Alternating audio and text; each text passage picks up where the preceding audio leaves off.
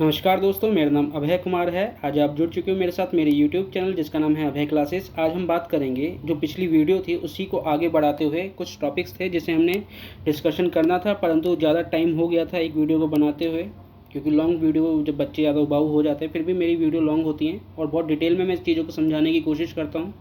और जो बच्चे नए जुड़ रहे हैं प्लीज़ इस वीडियो को पूरा देखें और अपने दोस्तों तक शेयर कीजिए, और जो देख रहे हैं प्लीज़ उसे सब्सक्राइब जरूर करें इस चैनल को, ताकि हम ऐसी ही वीडियो और बनाते रहें। तो ठीक है, आगे बढ़ते हैं। और जो आज का टॉपिक होगा वो है ब्रिक्स। क्या बच्चे?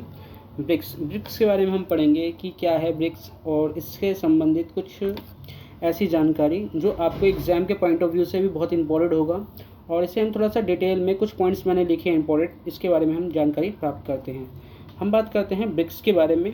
तो ब्रिक्स जो है, जो एक तरह से BRICS जिसे हम जानते हैं, तो B से होगा ब्राज़ील, R से होगा रशिया, I से होगा इंडिया, C से होगा चाइना और S से होगा साउथ अफ्रीका। इनसे मिलकर बना है ब्रिक्स। क्या बना है बच्चे? ब्रिक्स बना है। ठीक है, यानी B से ब्राज़ील, R से रशिया, I से इंडिया, C से चाइना, S से साउथ अफ्रीका। ये क्यों बनाया गया था, इसकी क्यों ज़रूरत पड़ी थी? इसके पीछे का एक कारण था, क्योंकि दुनिया में जो बढ़ता अमेरिका का वर्चस्व है, और अमेरिकी के वर्चस्व को रोकने के लिए, आप कह सकते हो एक संतुलन लाने के लिए दुनिया के अंदर, तो ब्रिक्स जैसा एक संगठन बनाया गया। क्योंकि अमेरिका के भी बनाए गए कुछ ऐसे संगठन हैं जो विश्व के अंदर अपना दबदबा बनाए रखते हैं। तो चीन और रशिया जैसे देश जो उभरती हुई अर्थव्यवस्था हैं, जिसमें साथ साथ ब्राज़ील भी है, रशिया भी है, इंडिया है, चाइना है, साउथ अफ्रीका है, ये 5 देश जो हैं एक उभरती हुई अर्थव्यवस्थाएं हैं। तो इस ब्रिक्स देश के अंदर आप देखोगे चीन का बहुत बड़ा दबदबा आपको रोल दिखेगा, और रशिया जो है चीन का काफ़ी सपोर्ट करता है, इसका समर्थन करता है। तो इससे संबंधित आपको ये तो समझ में आ गया कि आखिर क्यों ये ब्रिक्स बनाया गया था। ये मेरा व्हाट्सअप नंबर है दोस्तों, ठीक है। मैं ऑफलाइन क्लासेस भी देता हूँ, और ऑफलाइन क्लास देने के साथ मैं ऑफलाइन कहाँ क्लास देता हूँ देख लेते हैं। अभी मैं आपको बताता हूँ। मैं ये रहा, ठीक है, ये आपके सामने दिख रहा होगा, कुछ इंपॉर्टेंट नोटिस दिख रहे होंगे, डिटेल दिख रही होगी। CUT 2024 और 25 entrance preparation with tuitions classes. Main domain subject को मैं पढ़ाता हूँ, जैसे कि पॉलिटिकल साइंस, सोशियोलॉजी, हिस्ट्री, ठीक है, हिस्ट्री और ज्योग्राफी, ये मेरे डोमेन सब्जेक्ट हैं। और 7827887834 ये मेरा व्हाट्सअप नंबर है। प्लीज़ इस पर आप व्हाट्सअप ही करना, मैसेज छोड़ना, कॉल मत करना, क्योंकि कॉल यहाँ पे लगेगी नहीं आपकी। हाँ, प्लीज़ आप व्हाट्सअप छोड़ देना। व्हाट्सअप से आपकी जो भी जानकारी है उसे हम देने की कोशिश करेंगे।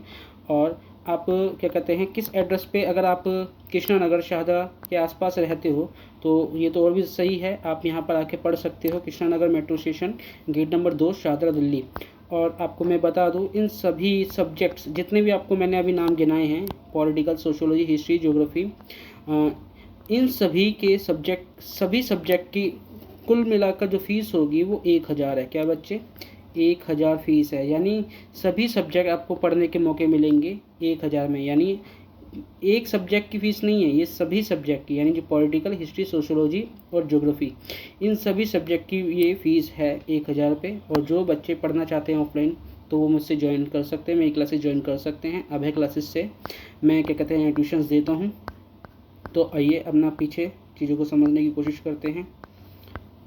ब्रिक्स के बारे में हम पढ़ रहे थे, और हाँ ठीक है, तो यहाँ पे हमने देख लिया था कि 5 ऐसे देश हैं जो एक विश्व के अंदर उभरती हुई अर्थव्यवस्थाएं हैं, जो विश्व की एक अग्रणीय उभरती अर्थव्यवस्थाओं के लिए प्रयोग किया गया है। ये जो शब्द है ब्रिक्स, ठीक है, ये किसके लिए इस्तेमाल किया गया है? ये उभरती हुई अर्थव्यवस्था के लिए इस्तेमाल किया गया है शब्द, कि दुनिया में ये जो देश हैं उभरती हुई अर्थव्यवस्थाएं, और कुछ तो ऐसे जैसे चाइना जो अपने आप में विकसित देश है। तो ये बात समझ में आनी चाहिए कि ब्रिक्स जो है क्यों है, क्योंकि ये अपने आप में एक उभरती हुई अर्थव्यवस्थाओं के जो देश है उनका संगठन है। इसके लिए ये शब्द प्रयोग किया जाता है। इसकी स्थापना 2006 में रूस में की गई थी। कहाँ पर की गई थी बच्चे? रूस में। ध्यान रखना, ये क्वेश्चन पूछा जाता है और ये अक्सर क्वेश्चन आता ही है एग्जाम में। 2006 के अंदर रूस के अंदर इस ब्रिक्स की स्थापना हुई थी। किसकी स्थापना हुई थी बच्चे? ब्रिक्स की स्थापना हुई थी। और वर्ष 2009 में अपनी प्रथम बैठक, यानी इसकी पहली बैठक कब हुई थी? दक्षिणी अफ्रीका में, यानी साउथ अफ्रीका के अंदर इसकी पहली बैठक हुई थी। आपको यहाँ तक बात समझ में आ रही है? ठीक है, आगे बढ़ते हैं।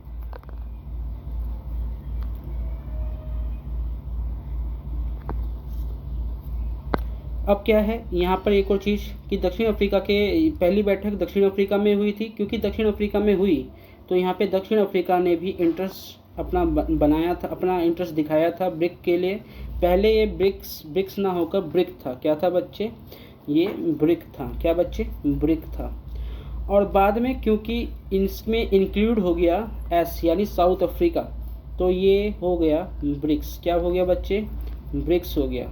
तो ये आपको ध्यान रखना चाहिए क्योंकि 2006 के अंदर पहली जो बैठक हुई थी, कहाँ पर? 2009 के अंदर, सॉरी, वो पहली बैठक हुई थी साउथ अफ्रीका के अंदर। और साउथ अफ्रीका में आप देखोगे कि साउथ अफ्रीका 2009 के अंदर ब्रिक्स का एक सदस्य देश बन जाता है। तो ब्रिक्स से ब्रिक बन गया, ब्रिक्स से ब्रिक्स बन गया, ब्रिक्स से ब्रिक्स बन गया। ब्रिक्स सदस्य देश, ब्रिक्स शब्द का मतलब होता है ब्राज़ील, रशिया, इंडिया, चाइना और साउथ अफ्रीका। इन देशों से मिलकर ब्रिक्स, इन देशों से मिलकर ये एक शब्द बना है जिसे ब्रिक्स कहते हैं आज के समय में। आपको ये चीज़ें डिटेल याद होनी चाहिए कि साउथ अफ्रीका कब ज्वाइन हुआ था और कहाँ पहली बैठक हुई थी और इसकी स्थापना कहाँ पे की गई थी और पहले कितने देश थे इसके अंदर। पहले 4 देश थे। पहले ब्रिक कहलाया जाता था और बाद में साउथ अफ्रीका जुड़ गया तो ये ब्रिक्स कहलाया जाने लगा। तो ये आपको समझ में आना चाहिए क्योंकि एग्जाम में ऐसे क्वेश्चंस हमेशा पूछ लिए जाते हैं, तो आपको तैयार रहना चाहिए। अब ब्रिक्स की स्थापना के प्रमुख उद्देश्य क्या हैं? यही अपने आप में क्वेश्चन बन के आ सकता है दोस्तों कि ब्रिक्स के जो इसकी स्थापना हुई है तो ये क्यों हुई है, इसके क्या उद्देश्य रहे हैं, तो आपको ये समझाना पड़ेगा। प्रत्येक राष्ट्र की आंतरिक नीतियों तथा आपसी समानता में, परस्पर का मतलब होता है आपसी समानता में हस्तक्षेप ना करना। कि जाहिर सी बात है कि जितने भी देश हैं, यानी 5 देश हैं, यानी आप देखोगे यहाँ पे कि Brazil, Russia, India, China, south Africa. ये क्या बोल रहा है कि प्रत्येक राष्ट्र की आंतरिक नीतियों, मान के चलो इंडिया की जो भी इंटरनल पॉलिसी है इसमें चाइना इंटरफेयर नहीं करेगा और ना ही इंडिया चाइना की इंटरनल पॉलिसी पे, यानी जो अंदरूनी या घरेलू पॉलिसी है, घरेलू नीतियाँ जो बनाता है अपने देश के अंदर, इस पे किसी भी प्रकार का मतलब तालमेल या डिस्टर्ब नहीं करेगा। एक दूसरे की जो नीतियां हैं या फिर जो घरेलू नीतियां हैं इन सब का सम्मान आपसी देश करेंगे, चाहे इंडिया चाइना का हो, साउथ अफ्रीका चाइना का हो, या किस आपसी इन देशों के आपसी जो भी मामले होंगे, अंदरूनी जो भी मामले होंगे, वो सभी जितने भी गुट के सदस्य होंगे ना, वो एक दूसरे के मामलों में, अंदरूनी मामलों में हस्तक्षेप नहीं करेंगे। यहाँ पर कुल मिलाकर ये कहने की कोशिश कर रहा है। तो आंतरिक नीतियों तथा आपसी समानता में हस्तक्षेप ना करना। आई बात समझ में आपको? ठीक है, आगे बढ़ते हैं। इसके सदस्य देशों के मध्य आर्थिक व्यापारिक सहयोग को बढ़ावा दिया गया है। एक तरह से ये आर्थिक और अर्थव्यवस्था को लेकर बनाया गया एक संगठन है। ठीक है, अंतर्राष्ट्रीय संगठन है जिसे ब्रिक्स कहा जाता है। इन सदस्य देशों के मध्य आर्थिक व्यापारिक सहयोग को बढ़ावा देने के लिए ये ब्रिक्स बनाया गया। और तीसरी पॉइंट क्या बोल रहा है कि सदस्य देशों के बीच पारस्परिक आर्थिक लाभ का वितरण करना, यानी जो भी ब्रिक्स के अंदर जो भी लाभ होगा ना, उस लाभ का फ़ायदा कोई एक अकेला देश नहीं लेगा, उस लाभ का फ़ायदा आपस में ये जो 5 देश हैं वो लाभ का फ़ायदा 5 देश आपस में बांटेंगे। तो यहाँ पे हमें कुल मिलाकर कुछ चीज़ें तो समझ में आ रही हैं। यहाँ पे पहला पॉइंट क्या है, की पॉइंट क्या है कि आंतरिक नीतियों, जो भी जितने भी ब्रिक्स के सदस्य देश हैं इनके अपने अंदरूनी मामले हो सकते हैं और कोई भी संगठन का सदस्य देश एक दूसरे के अंदरूनी मामलों पर हस्तक्षेप नहीं करेगा, एक दूसरे को समान नज़रों से देखेगा, हस्तक्षेप नहीं करेगा। ठीक है बच्चे। और दूसरा यहाँ पे क्या बोल रहा है, दूसरा पॉइंट क्या समझना है कि भाई ये तो अर्थव्यवस्था के लिए, अपनी आर्थिक व्यापार के अर्थव्यवस्था को बढ़ाने के लिए और आपस में व्यापार करने के लिए ये संगठन बनाया गया है, यानी आर्थिक और व्यापारिक सहयोग को बढ़ावा देने के लिए, यानी आपस में ये आर्थिक सहयोग करेंगे और व्यापारिक सहयोग करेंगे, यानी एक दूसरे देशों का उत्पादन जो है, देशों का जो उत्पादन जो है, इन देशों का उत्पादन जो है एक दूसरे के देशों में बेच सकते हैं, अर्थव्यवस्था का सहयोग आपस में कर सकते हैं। तो इसका सीधा सा अर्थ ये है। ठीक है दोस्तों। तो मैं उम्मीद कर रहा हूँ दोस्तों मैं आपको सही तरीके से समझा पा रहा हूँ। ठीक है, आगे बढ़ते हैं। तो यहाँ पे कुछ की पॉइंट हैं, आपको ध्यान रखना चाहिए कि इनके उद्देश्य क्या है भाई। आंतरिक नीतियों पे, आंतरिक नीतियाँ हों उनके आंतरिक नीतियों पे एक दूसरे जो देश हैं ब्रिक्स के, वो आपस में एक दूसरे की जो नीतियाँ हैं, आंतरिक नीतियाँ, उसकी में हस्तक्षेप नहीं करेंगे, सभी को समान मानेंगे। ठीक है। और दूसरा क्या है, इसके सदस्य देशों के मध्य आर्थिक व्यापारिक सहयोग होगा। क्या होगा? आर्थिक व्यापारिक सहयोग होगा। और जो आर्थिक लाभ होगा, क्योंकि जो व्यापार होगा फिर उससे अर्थव्यवस्था लाभ होगा, व्यापार करने के बाद वो लाभ जो है आपस में बटेगा। 5 देश हैं, उन 5 देशों में ये जो व्यापार से होने वाला जो लाभ होगा वो इन 5 देशों में समान तौर पे बांटा जाएगा। ठीक है, यानी यहाँ पे आपस में बांटा जाएगा, समान तौर पे नहीं, आपस में बांटा जाएगा। ठीक है बच्चे, यहाँ पर जिसका जितना फ़ायदा हो रहा है, जिसका जितना आर्थिक लाभ हो रहा है, उस अनुपात में आनुपातिक लाभ के आधार पे यहाँ पे लाभ का वितरण करने की बात की जा रही है। अब हम बात करते हैं ब्रिक्स शिखर सम्मेलन से संबंधित कि कहाँ कहाँ ये ब्रिक्स शिखर सम्मेलन हुए हैं। ये बात ध्यान रखना कि ये क्वेश्चंस हमेशा पूछे जाते हैं। ब्रिक्स टॉपिक से रिलेटेड आपको हमेशा अवेयर रहना है। इस टॉपिक को लेकर आपको एग्जाम में ये मान के चलना है कि एग्जाम में क्वेश्चन आ सकता है या आने की बहुत चांसेस हैं। तो मेरा तो मानना ये है कि एग्जाम में आता ही अक्सर ये क्वेश्चंस, आपको हमेशा तैयार रहना चाहिए। पढ़ते हैं आगे कि ब्रिक्स का 11वां सम्मेलन 2019 में ब्राज़ील में संपन्न हुआ था। कहाँ पे संपन्न हुआ था? ब्राज़ील में। यानी 11वां जो नंबर का सम्मेलन हुआ था वो 2019 में ब्राज़ील में संपन्न हुआ, जिसकी अध्यक्षता कौन कर रहा था? ब्राज़ील के राष्ट्रपति जायर बोल्सोनारो। कौन बच्चे? Jair Bolsonaro. ठीक है, ये अध्यक्ष थे इस ब्राज़ील के अंदर, क्या कहते हैं, ब्रिक्स सम्मेलन के अंदर, जो कि 11वां सम्मेलन 2019 में हुआ था। और 12वां सम्मेलन जो हुआ था वो 2020 में हुआ था। और रूस जो है ब्रिक्स की मेज़बानी कर रहा था। यानी किस धरती पे, ये कौन से देश में हो रहा था ये सम्मेलन? रूस के अंदर हो रहा था। अगर हम बात करते हैं विश्व राजनीति में, कहाँ के बच्चे? विश्व राजनीति में ब्रिक्स अंतर्राष्ट्रीय स्थिरता को बनाए रखने के लिए, अंतर्राष्ट्रीय स्थिरता का मतलब होता है कि ऐसा ना हो कि उतार चढ़ाव ज़्यादा हो रहा है विश्व राजनीति के अंदर, उथल पुथल ज़्यादा हो रही है, राजनीतिक अंतर्राष्ट्रीय स्तर पे स्थिरता बनी रहे, इसलिए ब्रिक्स एक तरह से राजनीतिक तौर पे काम कर रहा है। और वैश्विक आर्थिक विकास को सुनिश्चित करने के लिए, कि विश्व के अंदर जो आर्थिक विकास है उसको तय करने के लिए बहुध्रुवीय दुनिया का एकजुट केंद्र बनाने में महत्वपूर्ण योगदान दे सकता है। कहने का मतलब ये एक तरह से बहुध्रुवीय है। किसकी बात कर रहा है बेटा? बहुध्रुवीय, यानी मल्टीपोलर की बात कर रहा है कि यहाँ पर एक देश का प्रभुत्व ना होकर एक से अधिक देशों का दबदबा दुनिया के, यानी संतुलन बना रहेगा। किसी एक देश की तानाशाही या एक देश का वर्चस्व या हेजेमनी नहीं रहेगी। तो कहने का मतलब बहुध्रुवीय दुनिया बनाने का सपना है ब्रिक्स का। तो ये शिखर सम्मेलन इसीलिए ही किए जाते हैं। आ रही बात समझ में आपको कि कहाँ पर और किस किस देश ने इस ब्रिक्स की अध्यक्षता की है, ये आपको समझ में आना चाहिए। आगे बढ़ते हैं। एक और टॉपिक जुड़ा है आपके, क्या कहते हैं, सिलेबस के अंदर, जो कि न्यू टॉपिक कहलाया जाता है, इज़राइल सत्ता का नया केंद्र। मैं एक और चीज़ समझाना रह गया इसके अंदर। अभी इसने यहाँ पे बात करी है, ये अपने आप में इसके अंदर हो सकता है आपसे ये पूछ ले कि ब्रिक्स की जो क्या कहते हैं आलोचनात्मक वर्णन कैसे करोगे।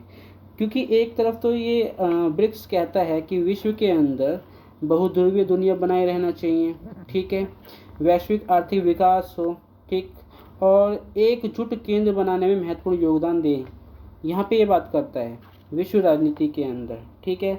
परंतु दूसरी तरफ हम ये देखते हैं कि रूस, क्या बच्चे, रूस जो है किस पे अटैक करे बैठा है?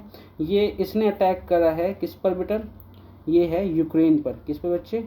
यूक्रेन पर। तो ये जहाँ बात करता है कि विश्व के अंदर वैश्विक आर्थिक विकास को बढ़ावा देने के लिए, तो ये ऐसे कैसे पॉसिबल है कि जहाँ युद्ध होगा तो आर्थिक विकास हो पाएगा? नहीं हो पाएगा, जाहिर सी बात है। तो कहीं ना कहीं कॉन्ट्राडिक्शन तो है रूस और यूक्रेन के वॉर को लेकर, क्योंकि रूस जो है ब्रिक्स का एक महत्वपूर्ण देश है, एक सदस्य देश है। तो इसको हम नज़रअंदाज नहीं कर सकते कि भाई ये जो घटना हो रही है आज के समय के अंदर, आज के समय की जो अंतर्राष्ट्रीय घटना हो रही है, उसमें यूक्रेन और रूस के बीच का पिछले 2-2.5 सालों से जो युद्ध हो रहा है, ये कहीं ना कहीं विश्व के आर्थिक विकास को बाधा पहुंचाने में एक भूमिका निभा रहा है ये युद्ध। क्योंकि यूरोपीय देशों के अंदर जिस प्रकार से निर्भरता थी रूस के ऊपर या कुछ क्या कहते हैं उत्पादन को लेकर, वो निर्भरता अब क्या कह सकते हैं कि सप्लाई जो है बंद होने की वजह से वो ख़त्म सी होती चली गई है। और कई देशों की सरकारें जो हैं वो वहाँ के सरकारों को वहाँ की जनताओं के द्वारा एक तरह से विरोध का सामना करना पड़ रहा है। तो आप समझ सकते हो कि बहुध्रुवीय दुनिया के बनाने के चक्कर में ये अपने वर्चस्व को बनाने की बात भी ये करता है। तो कहीं ना कहीं कॉन्ट्राडिक्शन तो या एक तरह से अंतर विरोध, यानी इस ग्रुप गुट के अंदर, यानी इस ब्रिक्स क्या कहते हैं जो संगठन है, इसी के अंदर एक आंतरिक विरोध तो दिखता है, क्या कहते हैं कॉन्ट्राडिक्शन दिखता है। ठीक है बच्चे, एक तरफ से ये आर्थिक विकास की बात करता है, वैश्विक एकजुटता की बात करता है, परंतु ये कहीं ना कहीं अपने हितों को पूरा करने के लिए चीज़ें करता है। और मैं आपको बता दूं, रूस का पूरी तरह से समर्थन इस युद्ध को लेकर चीन करता है। कौन करता है बच्चे? चाइना करता है। ठीक है, और यानी चाइना और रूस जो कि ब्रिक्स के सबसे बड़े देश हैं, इनके द्वारा ये घटना करना कहीं ना कहीं ब्रिक्स जो संगठन है उसके उद्देश्य और उसके क्या कहते हैं उद्देश्य को लेकर एक शक तो पैदा होता ही है दुनिया के अंतर्राष्ट्रीय राजनीतिक विचारकों के सामने। ठीक है, आगे बढ़ते हैं। तो ब्रिक्स शिखर सम्मेलन के बारे में आपको जो समझना था वो समझ चुके हो, आगे बढ़ते हैं। इजराइल सत्ता का नया केंद्र, क्योंकि अभी आप देख रहे हो जिस प्रकार से रूस का यूक्रेन के साथ युद्ध है, तो इजराइल का भी युद्ध चल रहा है किनके साथ? उनके पड़ोसी देश यानी फिलिस्तीन जो देश है वहाँ पे जो हमास गुट है उनके साथ। और इजराइल के द्वारा जिस प्रकार से या फिर फिलिस्तीन के द्वारा जिस प्रकार से ये मतलब युद्ध लड़ा जा रहा है, तो भविष्य में कहीं ऐसा ना हो कि दुनिया के अंदर तीसरे विश्व युद्ध, क्योंकि दुनिया के अंदर इस समय देखा जाए एक तरफ रूस यूक्रेन के बीच में युद्ध काफ़ी सालों से चलता आ रहा है, और दूसरी तरफ अगर हम देखें तो इजराइल का जो युद्ध है, इजराइल और फिलिस्तीन का जो युद्ध है या हमास के साथ जो युद्ध है, वो एक तरह से दुनिया के अंदर एक बेचैनी फैला रहा है। कहीं ना कहीं ऐसा ना हो कि देशों के बीच गुट बनते चले जाएं और तीसरे विश्व युद्ध की ओर दुनिया बढ़ती जाए। अगर तीसरा विश्व युद्ध होता है तो हम कह नहीं सकते कि मानव जाति बचेगी या नहीं बचेगी, क्योंकि होने वाला भविष्य में युद्ध जो है एक तरह से न्यूक्लियर पावर से रिलेटेड हो सकता है। जो जब न्यूक्लियर पावर यानी न्यूक्लियर वॉर जब होगा तो इसमें कोई संभावना नहीं है कि कौन जीतेगा कौन हारेगा, और इसमें ये भी नहीं कह सकते इस वक्त क्षति जो होगी मनुष्य जाति की वो किस हद तक होगी, तो इसकी कल्पना करना ही बड़ा मुश्किल है। तो भविष्य में ऐसा ना हो तो देशों को अपनी स्थिति को समझना चाहिए, जो ताकत है उनके पास उस ताकत की जो जिम्मेदारी है उसे अपने समझना चाहिए। तो ठीक है, हम आगे बढ़ते हैं। अपना विश्व के मानचित्र पर एक बिंदु के समान सूक्ष्म यहूदी सियोनवादी यानी राष्ट्र के विश्व में सत्ता का नया केंद्र बनकर उभरने के निम्नलिखित कारण हैं। एक दुनिया के अंदर एक पॉइंट के बराबर है, एक पॉइंट के बराबर इतना सा देश, ठीक है, इजराइल, और इसने दुनिया के अंदर कुछ इस प्रकार से इसका मैप है। ठीक है, दुनिया के अंदर अगर मैप में देखोगे तो बहुत छोटा है, अगर इसे थोड़ा जूम करोगे तो ऐसी शेप दिखेगा आपको। तो इतना छोटा सा देश और इसकी जो ताकत है दुनिया के अंदर वो बहुत ताकतवर है, बहुत ताकतवर देशों में गिना जाता है, शुमार है। और क्योंकि इसका समर्थन में यूरोपियन देश और अमेरिका जैसे देश जो हैं इस इजराइल देश को बनाने में योगदान रहा है। और इसकी इजराइल जो देश है इसमें यहूदी जो लोग हैं उसकी संख्या, यहूदी लोगों का ही देश माना जाता है ये। और यहाँ पर एक तरह से एक संघर्ष चल रहा है, एक सिविल वॉर, एक तरह से क्या कहते हैं इसे, क्लैश ऑफ सिविलाइजेशंस के ऊपर हम बात कर सकते हैं। इसे क्लैश ऑफ सिविलाइजेशन चल रहा है दुनिया के अंदर। आप यहाँ पे चीज़ें समझ सकते हो कि यहाँ पे यहूदी और इस्लाम धर्म के बीच का जो एक तरह से युद्ध है, जहाँ पे यहूदियों का समर्थन जो क्रिश्चियन हैं वो कर रहे हैं, और वहीं दूसरी तरफ जो फिलिस्तीन है उसका समर्थन इस्लामिक देश कर रहे हैं। तो यहाँ पे दुनिया के अंदर एक क्लैश ऑफ सिविलाइजेशन जैसी कंडीशंस है कि भाई यहाँ पे संघर्ष चल रहा है। ठीक है, तो यहाँ पे समझ में आना चाहिए कि विश्व के अंदर जो इजराइल का जो ताकत है ना वो बहुत ज़बरदस्त है, उसका कोई मुकाबला नहीं है। और इजराइल को बनाने में अमेरिका और पश्चिमी जो यूरोपीय देश हैं, जो पश्चिमी जो देश हैं यानी यूरोप हो गए या अमेरिका जैसे देश हो गए, इनका बहुत बड़ा हाथ है। तो इसलिए यहाँ पे इज़राइल को एक सत्ता का नया केंद्र माना जा रहा है। आप जानते होंगे कि भारत के इज़राइल के साथ बहुत ही बेहतर संबंध है। अभी फ़िलहाल में कुछ भारत का इशू हो गया था, किसके साथ, लक्षद्वीप, क्या कहते हैं, इंडिया का जो एक मसला पैदा हो गया था पर्यटन को लेकर, या फिर राजनीतिक जो भी विवाद उत्पन्न हो गया था मालदीव के साथ, मालदीव की सरकार के साथ भारतीय सरकार का एक तरह से विवाद उत्पन्न हो गया था, जिसमें इजराइल ने खुलकर भारत का समर्थन करा।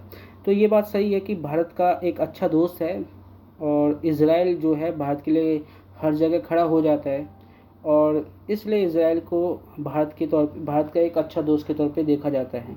तो यहाँ तक बात सही है, समझ में आती है। आगे बढ़ते हैं। विश्व के मानचित्र पे देखा जाए तो एक बिंदु के बराबर दिखेगा ये देश, जो कि यहूदियों का देश कहलाया जाता है, जो कि एक सत्ता का नया केंद्र बनकर उभर रहा है दुनिया के अंदर। इजराइल की मजबूत अर्थव्यवस्था है, बहुत ही ज़बरदस्त, क्या कहते हैं, अर्थव्यवस्था है। आज के टाइम में इजराइल जो है इतना मजबूत है अर्थव्यवस्था में कि भाई वो अपना जो अर्थव्यवस्था है वो हथियार बेच कर करता है। यानी उसके पास एक तरह से साइंस एंड टेक्नोलॉजी, यहाँ पे जो प्रौद्योगिकी शब्द लिखा है ना बच्चे, इस प्रौद्योगिकी का मतलब होता है टेक्नोलॉजी। क्या बच्चे, टेक्नोलॉजी। ध्यान रख लो, इसे नोटिस कर लो, नोट डाउन कर लो कि विज्ञान और प्रौद्योगिकी में उन्नति तकनीक, यानी ऐसी टेक्नोलॉजी है साइंस के अंदर, साइंस टेक्नोलॉजी में जो कि उन्नत किस्म की तकनीक है, यानी टेक्नोलॉजी है जो हर देश के पास नहीं मिलेगी। और इसमें क्या कहते हैं, इजराइल जो है बहुत ही ताकतवर है विज्ञान, साइंस एंड टेक्नोलॉजी के अंदर। रक्षा तथा गुप्तचर मामलों में अग्रणीय है। आपने सुना होगा इनकी जो एक गुप्त एजेंसी है, अगर आपको पता है तो प्लीज़ आप कमेंट करके बता सकते हो कि एक ही बहुत फेमस, इनकी दुनिया में सबसे ज़्यादा फेमस मानी जाती है गुप्त एजेंसी है। जैसे भारत के अंदर रॉ है, तो उसी प्रकार इजराइल के अंदर भी एक बहुत ही फेमस इनकी गुप्तचर रक्षा प्रणाली काम करती है। तो उसका आपको अगर नाम याद है, अगर पता है, तो प्लीज़ आप कमेंट करके बता सकते हैं, ठीक है। अगर नहीं पता तो आप मुझे कमेंट करो, मैं अगली वीडियो में इसको मेंशन कर दूंगा। तो रक्षा और गुप्तचर के मामलों में अग्रणीय थे, यानी ये रक्षा और गुप्तचर के मामले में जो होते हैं ना गुप्तचर, जो दूसरे देशों के जो खुफिया जानकारी है निकालते हैं, या अपने दुश्मन देशों को दुनिया के देशों में जाकर जो दुश्मन लोग हैं दुनिया के देशों में जाकर मारते हैं, उन्हें रक्षा तथा गुप्तचर मामले के में एक तरह से कहा जाता है ये अग्रणीय हैं, दुनिया में नंबर 1 कहलाए जाते हैं। तकनीकी क्षेत्र में नवाचार का उपयोग करते हैं, यानी टेक्नोलॉजी में हमेशा इनोवेशन करते रहते हैं। इनका इनोवेशन बहुत ज़बरदस्त है टेक्नोलॉजी के एरिया के क्षेत्र के अंदर। और औद्योगिकरण यानी इंडस्ट्रियलाइजेशन तथा कृषि विकास में अग्रणीय है। यहाँ का कृषि व्यवस्था बहुत डेवलप है और इंडस्ट्रियल भी बहुत डेवलप है। और प्रतिकूलता के विरुद्ध निरंतरता, यानी चाहे जितना भी इनके खिलाफ प्रतिकूल कंडीशन आ जाए, ऐसी स्थिति जो इनके खिलाफ हो, इनके खिलाफ जितनी भी प्रतिकूल व्यवस्था है ना, ये लगातार उनसे लड़ते रहेंगे, लगातार उस प्रतिकूल स्थिति से लड़ते रहेंगे और अपनी स्थिति में सुधार लाते रहेंगे। के सिद्धांत का पालन करते हुए आज इजराइल विश्व राजनीति में विशेष रूप से अरब प्रभुत्व पश्चिमी एशियाई राजनीति में एक विशेष भूमिका निभाता है, यानी अरेबियन देशों के बीच में, ठीक है, या पश्चिमी एशियाई देशों के बीच में ये काफ़ी महत्वपूर्ण भूमिका निभाता है। कुछ क्वेश्चंस देख लेते हैं जो कि इम्पोर्टेंट है आपके एग्ज़ाम में, क्योंकि अब आप जानते हैं सितंबर में तो पेपर ही हैं आपके, और यहाँ तो बहुत ही ज़्यादा इम्पोर्टेंट हो जाता है कि जितने क्वेश्चंस आप कवर कर पाओ उतना कम है, ठीक है। परंतु मैं जितने क्वेश्चंस करवा रहा हूँ वो इनफ रहेगा, आपको इससे ज़्यादा नहीं पढ़ना है। हो सके तो नोट डाउन कर लेना, या तो अगर आप मुझे कर सकते हो तो व्हाट्सअप कर देना। मेरा व्हाट्सअप नंबर ये रहा, आप मुझे व्हाट्सअप कर देना, मैं आपको ये PDF जो है आपको सेंड कर दूंगा, ठीक है। ठीक, आगे बढ़ते हैं। मार्शल योजना क्या थी और इसने यूरोपीय आर्थिक सहयोग संगठन का गठन का रास्ता कैसे बनाया? मैंने पिछले लेक्चर में बहुत डिटेल से समझाया है, मैंने बहुत चीज़ों को अच्छे से समझाया, बहुत गहराई में समझाया। प्लीज़ उसे वहाँ पे जो इससे पिछला वाला लेक्चर है, जो कि मैंने लाइव क्लास ली थी, उसमें जाकर आप देखोगे लाइव का ऑप्शन आएगा यूट्यूब के अंदर, तो वहाँ पे देखना वीडियो होगी। और उस वीडियो के अंदर मैंने इसमें समझाया है कि किस प्रकार से मार्शल योजना के द्वारा, मार्शल जो थे एक व्यक्ति थे अमेरिका के, एक मंत्री थे, उनके द्वारा यूरोप के पश्चिमी हिस्से पर अर्थव्यवस्था को सुधारने के लिए नीति लाई गई थी। तो आर्थिक सहयोग संगठन का बनाने का रास्ता यहाँ से एक तरह से कह सकते हैं मार्शल योजना से तय करा जाता है। पढ़ते हैं आगे, देखते हैं इसका मतलब क्या है। मार्शल योजना क्या थी, इसने यूरोपीय आर्थिक सहयोग संगठन के गठन का रास्ता कैसे बनाया। देखते हैं कि द्वितीय विश्व युद्ध के पश्चात, पहली बात आपको ये ध्यान होना चाहिए, अगर हम बात करते हैं यूरोप की, किसके बच्चे, यूरोप की,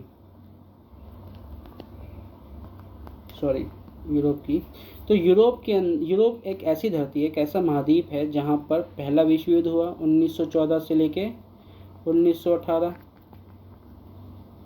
फिर आप देखोगे दूसरा विश्व युद्ध हुआ 1939 से 1945। फिर आप देखोगे कि कोल्ड वार का प्रभाव, शीत युद्ध का प्रभाव, कोल्ड वार का प्रभाव सबसे ज़्यादा किस धरती पे हुआ, ये यूरोप की धरती पे हुआ। तो कहने का मतलब यूरोप पहले विश्व युद्ध और दूसरे विश्व युद्ध से इतना विध्वंस झेल चुका था कि यहाँ की अर्थव्यवस्था बहुत चरमरा गई थी, यहाँ के संसाधन समाप्त हो गए थे और यहाँ पे लोग भूखों मर रहे थे, जिसकी वजह से यहाँ पर एक तरह से आर्थिक पुनः रचना की बात की जाए थी कि यहाँ पे अर्थव्यवस्था का फिर से रिवाइव करना है, फिर से इसको जिंदा करना है, अर्थव्यवस्था को, यूरोप की अर्थव्यवस्था को फिर से जिंदा करना है। तो इसके लिए एक व्यक्ति आते हैं जिनका नाम होता है मार्शल, ठीक है। और ये जो मार्शल नाम के जो व्यक्ति होते हैं, जो अमेरिका के ही मंत्री होते हैं, जो अमेरिका का ही एक व्यक्ति होते हैं, ठीक है। और इनके द्वारा एक योजना लाई जाती है जिसे हम कहते हैं मार्शल योजना। और अमेरिका द्वारा पश्चिमी यूरोप के देशों को, मैंने बताया ना, ये इसकी योजना जो थी, मार्शल योजना जो थी, मान के चलो ये यूरोप है, ठीक है। एक तरफ पूर्वी यूरोप है, ठीक है, ईस्टर्न यूरोप, दूसरी तरफ पश्चिमी यूरोप यानी वेस्टर्न यूरोप। तो वेस्टर्न यूरोप में प्रभाव किसका था, अमेरिका का। किसका था बच्चे, ये रहा अमेरिका का। जबकि अगर हम बात करें ईस्टर्न यूरोप यानी पूर्वी यूरोप पे, किसका प्रभाव था, यूएसएसआर का। तो यहाँ पे ये समझ में आना चाहिए, जब मार्शल योजना, जो कि अमेरिका का ही एक व्यक्ति है जो अपनी योजना लाना चाहता है, तो बताइए वेस्टर्न यूरोप के अंदर मार्शल योजना का प्रभाव किस हिस्से में होगा यूरोप के, वेस्टर्न यूरोप के अंदर या ईस्टर्न यूरोप के अंदर। तो आपका जवाब होगा कि सर वेस्टर्न यूरोप के अंदर होगा, क्योंकि ये तो अमेरिका का नेतृत्व वाला हिस्सा था। और क्योंकि ये जो दूसरा हिस्सा है यहाँ पे तो यूएसएसआर का कंट्रोल था, और यूएसएसआर नहीं चाहता था कि अमेरिका की कोई भी पॉलिसी पूर्वी यूरोप पे लागू हो। तो इसलिए यहाँ पे वेस्टर्न यूरोप है, वेस्टर्न यूरोप पे ही मार्शल योजना काम करती है। तो ये आपको ध्यान रखना चाहिए, ठीक है। तो आप ये कह सकते हो कि यूरोपीय यूनियन की बनने की एक तरह से प्रोसेस है, ठीक है। यूरोपीय यूनियन बनने से पहले किन किन योजनाओं का, किन किन परिषदों का बना है यहाँ, तब जाके 1992 के अंदर यूरोपीय यूनियन बना है। तो आपको ध्यान रखना है कि ये पश्चिमी जो यूरोप है ना, इनके देशों की अर्थव्यवस्था को आर्थिक सहायता देने के लिए मतलब आर्थिक सहायता देने के लिए माध्यम के रूप में 1948 में यूरोपीय आर्थिक सहयोग संगठन, किसकी बेटा, यूरोपीय आर्थिक सहयोग संगठन की स्थापना होती है। किसकी स्थापना होती है, यूरोपीय आर्थिक सहयोग संगठन, यूरोपीय आर्थिक सहयोग संगठन, ठीक है। यूरोपीय इकोनॉमिक कोऑपरेशन ऑर्गेनाइजेशंस, EECO, ठीक है, इसे ऐसे भी कह सकते हो, ठीक है। यूरोपियन इकोनॉमिक कोऑपरेशन ऑर्गेनाइजेशंस, यानी एक ऐसा कॉपरेशन है जहाँ पे यूरोपियन जो अर्थव्यवस्था को लेकर एक ऑर्गेनाइजेशंस बनाया गया है। यहाँ तक बात समझ में आ रही होगी आपको, ठीक है। मैं उम्मीद कर रहा हूँ मैं आपको समझा पा रहा हूँ। अगर आपको समझ में आ रहा है तो प्लीज़ लाइक कर दीजिए, अगर यहाँ तक वीडियो आ गई तो प्लीज़ चैनल को सब्सक्राइब कर दीजिए, अपने दोस्तों तक ये वीडियो शेयर कीजिए ताकि उनको भी इस वीडियो का लाभ मिल सके, ठीक है। आगे बढ़ते हैं। तो यहाँ पे बात हमें समझ में आ गई थी कि ये जो पश्चिमी यूरोप के देशों को आर्थिक सहायता देने के लिए 1948 में यूरोपीय आर्थिक सहयोग संगठन की स्थापना की गई थी। यह एक ऐसा मंच था जिसके माध्यम से पश्चिमी यूरोप के देशों ने व्यापार और आर्थिक मामलों में एक दूसरे की सहायता प्रारंभ की। यानी कहने का मतलब जब यूरोपीय इकोनॉमिक कॉरपोरेशन बना, ठीक है, तो जाहिर सी बात है, तो यूरोपीय यूनियन के देश जो पश्चिमी यूरोप के देशों के बीच में क्या बना, एक तरह से आर्थिक मामलों में एक दूसरे की सहायता शुरू हो गई थी। तो एक दूसरे की मदद करने लगे थे यूरोपियन इकोनॉमिक कम्युनिटी बनने से। ठीक है बच्चे, यहाँ तक समझ में आ रहा है आपको। 1948 में क्या आई थी, 1948 में मार्शल योजना बनाई गई थी। ये अपने आप में एक आइकॉनिक क्वेश्चन है 12th क्लास के अंदर। एक मान के चलो CBSE का मनपसंद क्वेश्चन है कि मार्शल योजना क्या थी, कब लाई गई थी और मार्शल योजना यूरोप के किस हिस्से में प्रभाव डालती है। तो ये मैं सब चीज़ समझा चुका हूँ, आपको समझ में आनी चाहिए। ठीक है, आगे बढ़ते हैं। क्वेश्चन पूछ रहा है कि यूरोपीय संघ की स्थापना के 2 कारण का उल्लेख कीजिए। ऐसे कौन से 2 कारण हैं जिसकी वजह से यूरोपीय संघ की स्थापना की गई थी। तो पहला कारण है सोवियत संघ और उसके गुट के विघटन से यूरोपीय संघ की स्थापना की प्रक्रिया तेजी आई। मैंने आपको पिछले लेक्चर में इसके बारे में बहुत अच्छे से और डिटेल में समझाया है, फिर भी मैं थोड़ा इसको ब्रीफ या थोड़े से संक्षिप्त में समझाता हूँ कि यूरोप मान के चलो कि 2 हिस्सों में बटा था कोल्ड वार के दौरान। कोल्ड वार जो था 1945 से लेकर 1990 के बीच में चला था। 1945 से 1990 के बीच में चला था। कब चला था? 1945 से 1990 के बीच में। और यूरोप का ये जो पश्चिमी हिस्सा है यानी वेस्टर्न यूरोप, और ये जो यूरोप का पूर्वी हिस्सा है यानी ईस्टर्न यूरोप पे USSR का प्रभाव था। किसका प्रभाव था बेटा? USSR का प्रभाव था। जबकि वेस्टर्न यूरोप के अंदर अमेरिका का प्रभाव था, USA का। ठीक है, यहाँ तक समझ में आ रहा है। तो अब क्या है कि USSR का जब विघटन होता है 1990 में, कब? 1990 में, जो पूर्वी यूरोप के जो देश है ना, वो भी पश्चिमी यूरोप के विचारधारा में मिल जाते हैं। पश्चिमी विचारधारा के विचारधारा में मिल जाते हैं। और इससे आपको 2 चीज़ समझ में आनी चाहिए कि एक तो अमेरिका जो है शीत युद्ध जीत जाता है, और दूसरी तरफ यूरोप जो 2 भागों में बटा हुआ था, 2 भागों में बटा हुआ था, अब इसकी ये जो दीवार थी वो टूट गई है। अब सब एक समान हो गया। और यूरोप जो है एक तरह से जो पश्चिमी और पूर्व में जो बटा हुआ था वो 1992 में, कब बच्चे? 1992 में एक हो जाता है। और यहाँ पर आपको समझ में आना चाहिए कि यूरोपीय यूनियन की स्थापना 1992 में हो जाती है। तो यहाँ पे क्वेश्चंस का आंसर ये कुछ इस प्रकार था कि ये कोल्ड वार से रिलेटेड है। आपको ये ध्यान रखना चाहिए बच्चे। आप पहले तो मेरे लिस्ट में जाना, मेरे यूट्यूब लिस्ट में जाना, और वहाँ पे एक इंट्रोडक्शन से, कोल्ड वार का इंट्रोडक्शन से एक तरह से मैंने एक घंटे के आसपास के इंट्रोडक्शन के बेस पे चीज़ समझाई है, और मैंने बहुत अच्छे से चीज़ों को एक्सप्लेन करके बताया है। इसमें ये समझाया कि कोल्ड वार क्या था, किस तरह से प्रभाव दुनिया की राजनीति पे पड़ा है। जैसे अभी आप देख रहे हो ना, यूरोप के अंदर यहाँ पे प्रभाव पड़ते हुए दिख रहा है, तो उसी प्रकार दुनिया की राजनीति पे किस प्रकार से प्रभाव पड़ा था, ये सब मैंने बहुत डिटेल में समझाया है। उसे प्लीज़ आप वहाँ पे जाकर देख सकते हो, ताकि आपकी जो पकड़ है ना CUT के एग्ज़ाम के लिए तो बेहतर हो ही जाएगी अपने आप। ठीक है, जब आप राइटिंग लिखोगे CBSE बोर्ड के पेपरों में, उसमें भी आपका बहुत ज़बरदस्त एक तरह से कंट्रोल होगा आपके सब्जेक्ट के ऊपर। ठीक है, चलो आगे बढ़ते हैं। तो यहाँ तक समझ में आ गया कि हाँ भाई, यूरोपीय संघ की स्थापना की प्रक्रिया जब तेज हो जाती है, जब 1991 या 1990 के अंदर सोवियत संघ जो है गुट जो है विघटन हो जाता है। सोवियत संघ और उसके गुट, यानी गुट का मतलब कौन सा गुट? पूर्वी यूरोप, जो कि पूर्वी यूरोप जो था सोवियत संघ का क्या था? एक तरह से गुट था, उसका ग्रुप था। अब दूसरे पॉइंट क्या बोल रहा है कि यूरोपीय देशों की समान विदेश और सुरक्षा नीति आंतरिक मामलों में न्याय से जुड़े मुद्दों पर सहयोग, एक समान मुद्रा की इच्छा ने यूरोपीय संघ की स्थापना में सकारात्मक भूमिका निभाई, क्योंकि सब चीज़ एक जैसी कर दी। देशों के बीच में मनमुटाव नहीं रहेगा, समानता का भाव आएगा।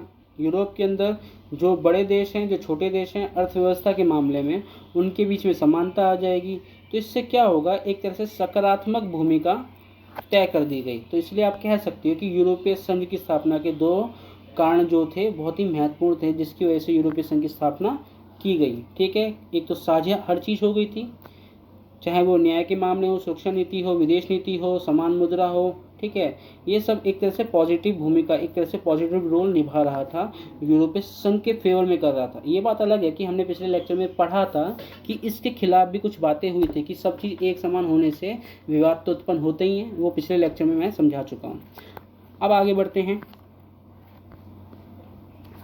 क्वेश्चन है कि यूरोपीय संघ के झंडे में दर्शाए गए सोने के रंग के 12 सितारों के घेरे का क्या महत्व है। देखो, जो यूरोपीय संघ का जो झंडा है उसके अंदर 12 सितारे हैं। कितने सितारे बच्चे? 12 सितारे हैं।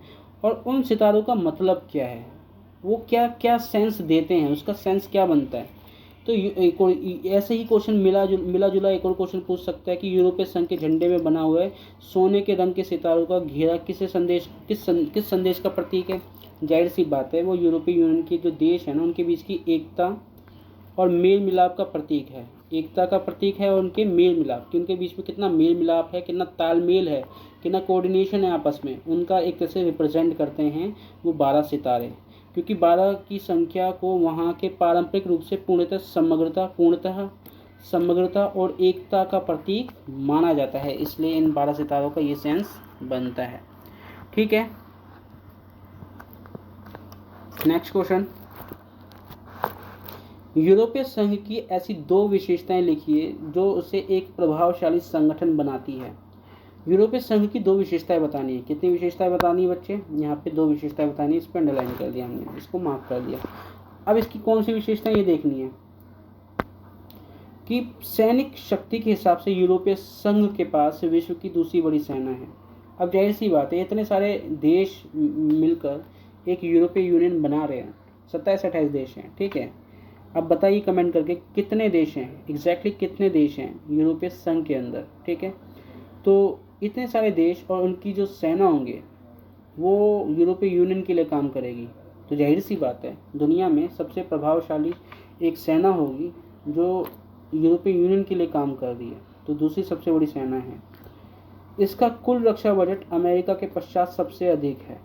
अमेरिका के बाद जो दूसरा ऐसा संगठन है, अमेरिका तो अपने आप में देश है, ठीक है, परंतु ऐसा संगठन जो अमेरिका के बाद आता है वो है यूरोपीय यूनियन। अगर हम बात करते हैं यूरोपीय संघ के एक सदस्य फ्रांस के परमाणु हथियार है, यानी यूरोपीय संघ के एक सदस्य के पास क्या है? फ्रांस के पास परमाणु हथियार है। पहले क्या था कि परमाणु बम के तौर पे ब्रिटेन को भी देखा जाता था। क्या? ब्रिटेन को भी देखा जाता था। अब क्योंकि ब्रिटेन एग्जिट हो गया है तो इस घटना को ब्रेक्जिट बोला जाता है। तो यूरोपीय यूनियन से उन्होंने एग्जिट ले लिया है, बाहर हो गया है, तो केवल और केवल बचा फ्रांस। फ्रांस ही एक ऐसा देश बचा है जो उसके पास परमाणु हथियार है। तो आप कह सकते हो यूरोपीय संघ का एक सदस्य है जिसके पास फ्रांस के पास यानी परमाणु हथियार है। ठीक है, आगे बढ़ते हैं। अंतरिक्ष विज्ञान और संचार प्रौद्योगिकी।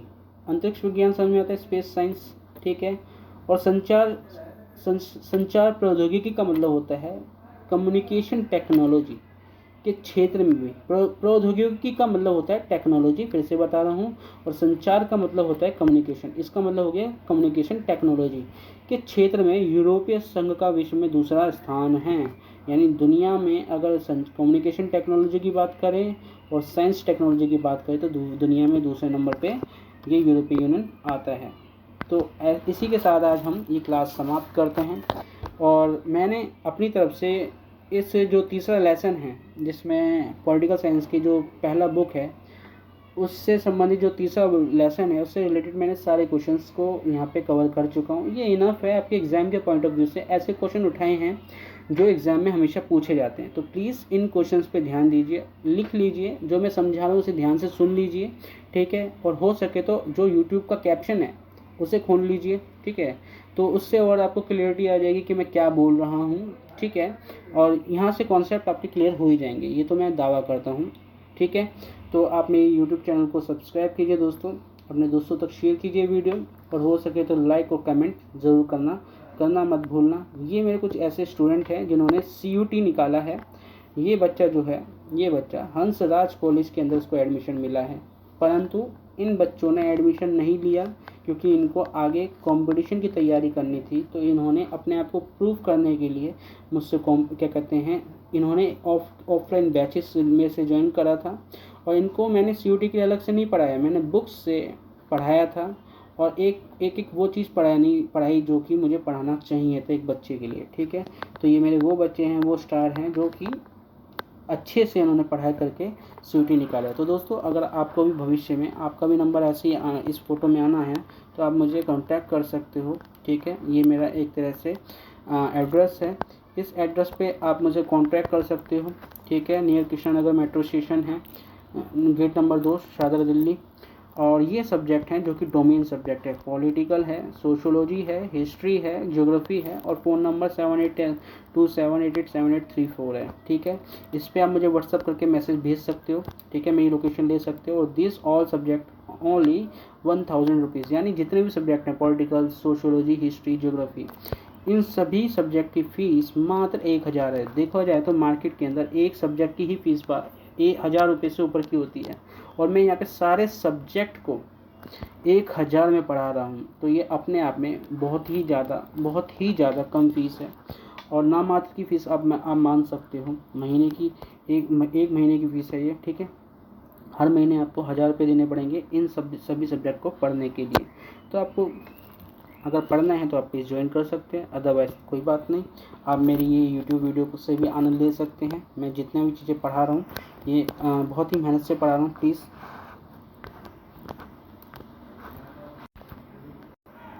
आज के लिए इतना ही, धन्यवाद।